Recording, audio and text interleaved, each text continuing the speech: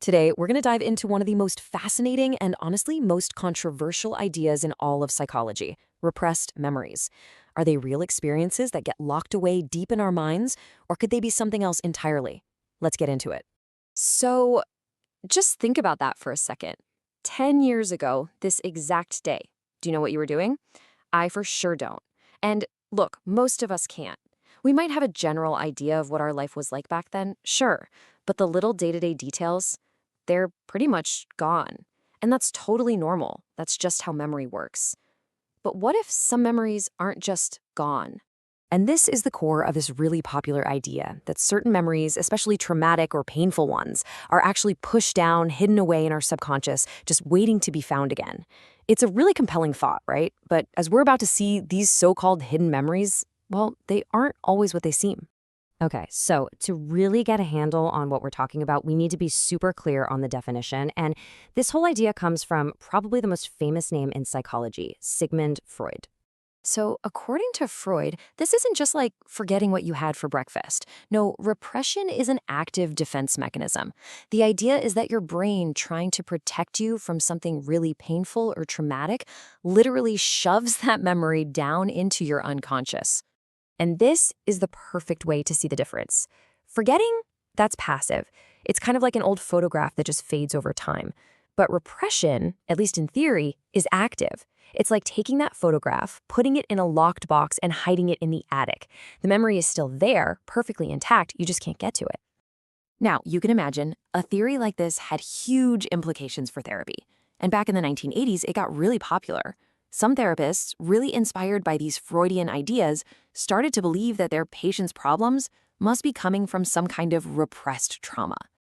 And, a lot of this came from a good place. Therapists were finally starting to acknowledge just how common trauma really is, and they were taking it seriously.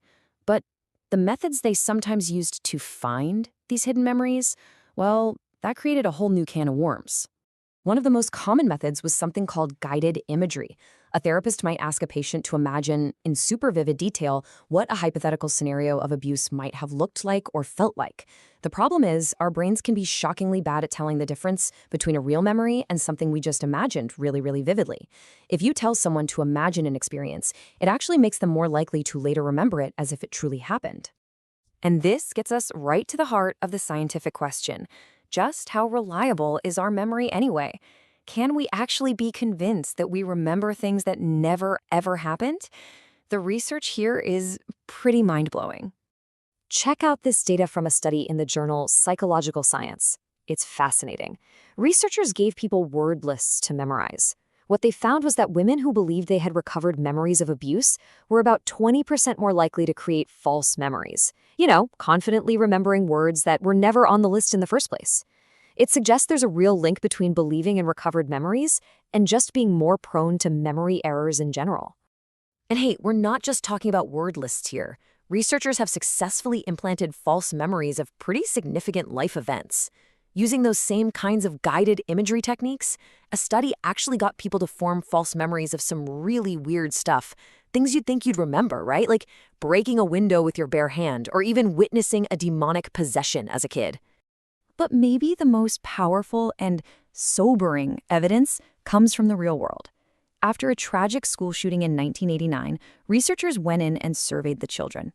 They found several kids who had these incredibly detailed, vivid memories of being there, hearing the shots, seeing the chaos. Except they weren't anywhere near the school that day.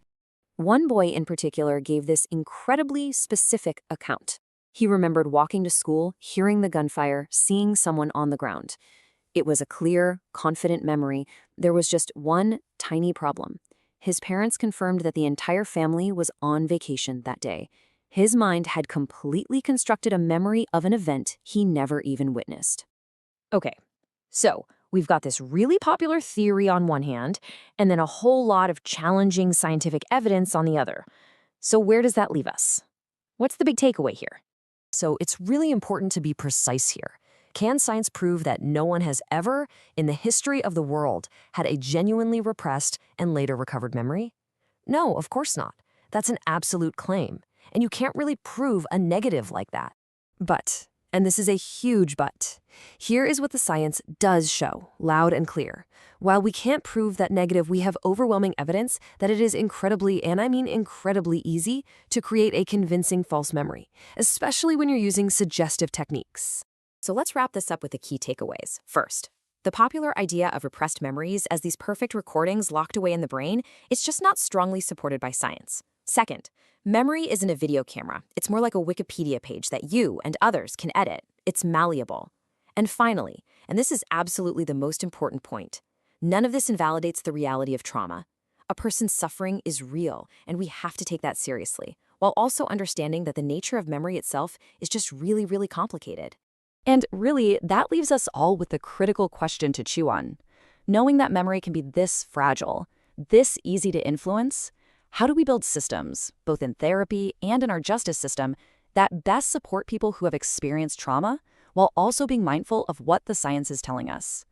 That's a huge challenge, and it's one we're still grappling with today.